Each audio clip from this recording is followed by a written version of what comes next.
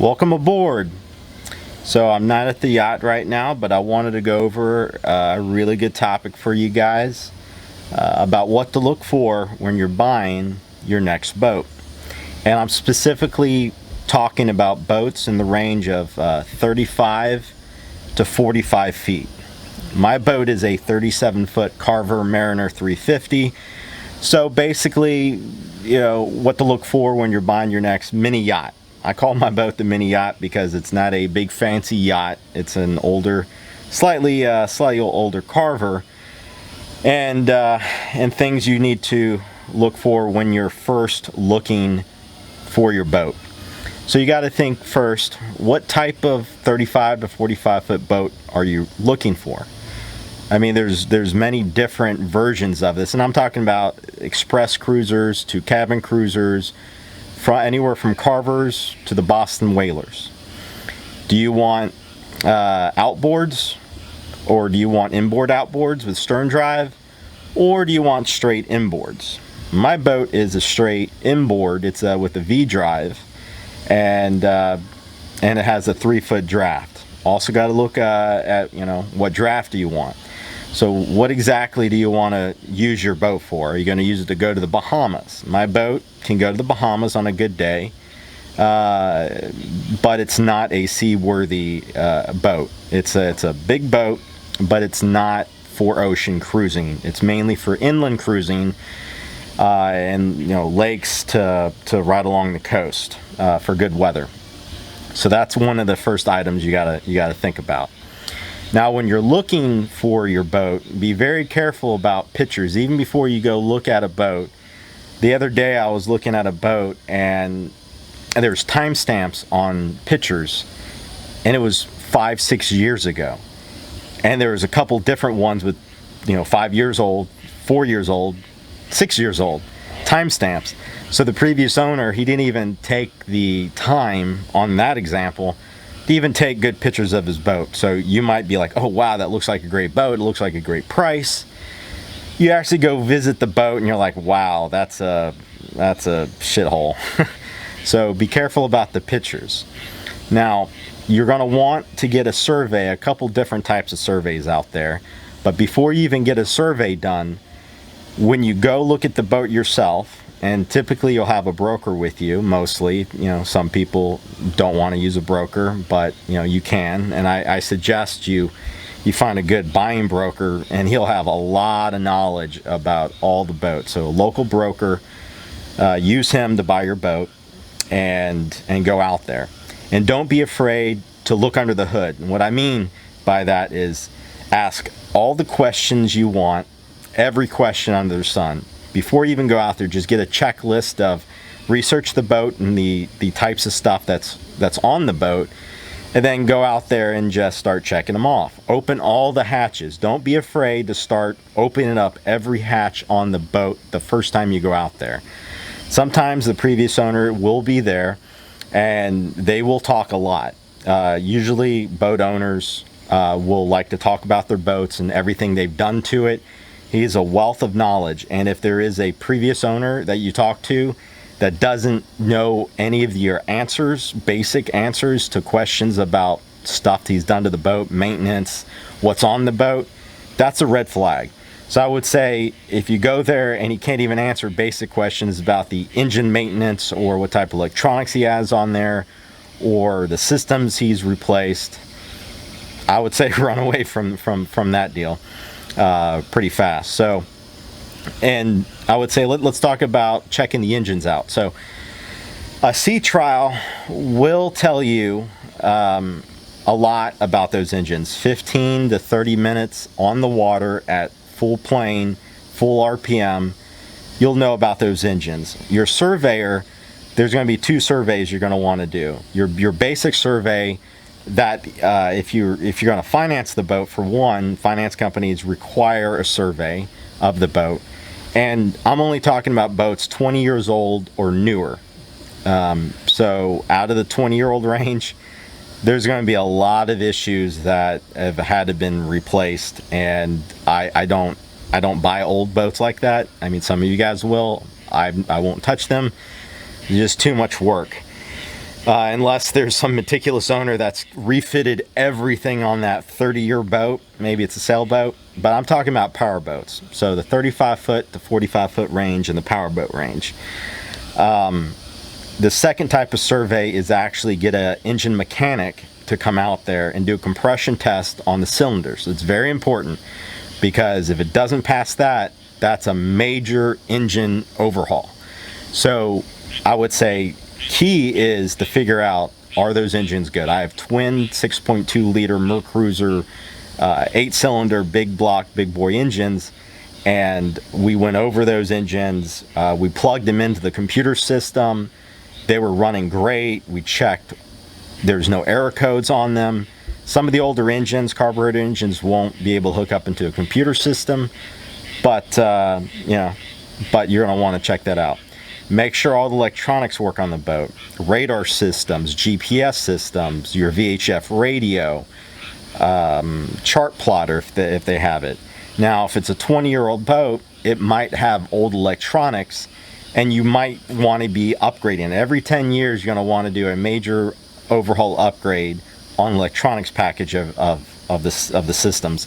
My boat is overdue for electronics package, and I'm going to do that next year. I'm going to spend roughly, you're going to want to spend about $5,000 for a top of the line 12-inch chart plotter integrated with GPS. You can integrate your autopilot with it, maps, fish finders, sonar up the wazoo. So check that out and price that accordingly. So when you're looking at other costs of other boats in your segment, you're going to want to see, do the other boats, have they been upgraded already, and what's their price? If all the boats in your segment don't have the upgraded package, then you know that it's priced, that all the boats are priced about the same. The types of engines, do you want a gas engine or a diesel engine? I would recommend getting a diesel engine. I have gas engines. They're okay, but I prefer to have diesel engines. They're more economical, easier to work on, and not too much things break on them. They're very simple, good engines. And the next boat I ever buy will have twin diesel Cummins engines in them, or whatever brand that's on the market at the time when I buy it. So check engines out. Make sure all the lights work. Look at the AC/DC system. Does all the circuits work? Is there any jerry rigging? Yeah. Check if there's any jerry rigging going on with the circuits, the wiring. When I came onto my boat, I saw a lot of items that there were water pumps had 3 butt connectors attached to them. Whoever installed those water pumps for the boat didn't even take the extra 2 minutes to cut the wire, take off the butt connectors, and install 1 butt connector. You should only have 1 butt connector attached, not 3, because the resistance through the wire decreases as you go through it. When I replaced my water heater, all 3 main wires coming out of the water heater had 3 butt connectors attached. That means I know that the water heater in the past 20 years has been replaced 3 times, at least 3 times. It's just proper maintenance, proper procedures. You don't, especially with the boat. Maybe in your house you can dip on, I can cut corners, but not on a boat. You should not cut any corners on a boat, and you should always take the time to do it right the first time, because you're going to have to replace those things in the long run. If the boat has AC systems, like my boat has, I have 2 AC systems on it. Make sure they work. Make sure everything turns on. Your batteries, yeah. Check. I have 3 batteries on my boat. I knew I had to replace all 3 of them, and I spend the good money. Don't go to Walmart and buy the cheap batteries for your boat. I spent $400 per battery, 2 for the house bank, and then 1 for the generator. The house banks, each of them run the engines as well, and I usually have a battery switch, so I keep it on one battery at all times. If you have a canopy, make sure the canopy is in good condition. If it comes with isinglass, take out the isinglass, lay it out, and see the condition of the isinglass. Make sure the zippers are all there and the seams are all sewn up, because you're looking for how much it's going to cost you after you buy the boat, and you're going to want to price it accordingly. Because if he has a list, let's say the market value for the boat is $60,000, but you're going to have to put $20,000 to $30,000 just right up front into all the minor things. And the survey is going to look over all the major systems, but it's not going to cover everything. So you're going to want to actually take very detailed notes on everything you see.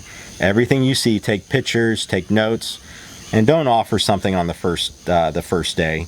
Take your time. Write everything out. Maybe even go to the boat, 2, 3 times, just to go over things that you might have missed on the boat. Now we come to the sea trial.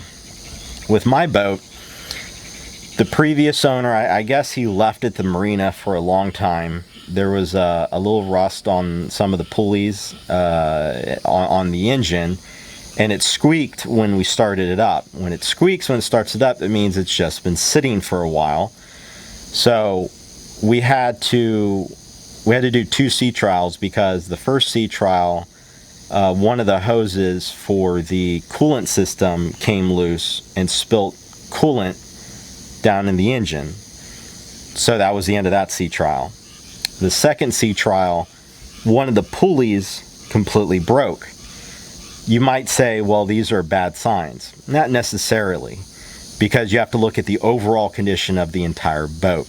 I knew what this owner did to the boat. I knew what he didn't do to the boat, and I priced it accordingly. If he wasn't going to meet my price with trying to fix everything, I wasn't going to buy the boat. So that would have been a deal killer to me if he wasn't going to decrease his price based upon everything he didn't do.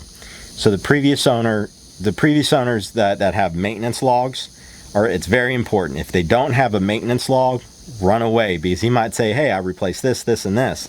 But if they can't prove it, suspect that it's never been done. And for instance, I decreased the value of the boat before I bought it by $5,000 for the manifolds and risers alone. If I would have had a shop replace the manifolds and risers, not $5,000. They would have probably charged $4,000 to replace the manifolds and risers, spark plugs, and coils. Those coils to those engines were original to the engines. So we're talking about 15-year-old coils that were never replaced. Think about your car. Every 100,000 miles, you're going to want to replace your spark plugs and coils. I can tell that a couple spark plugs were replaced, but coils. So make sure that just do your research beforehand on everything imaginable about that model year.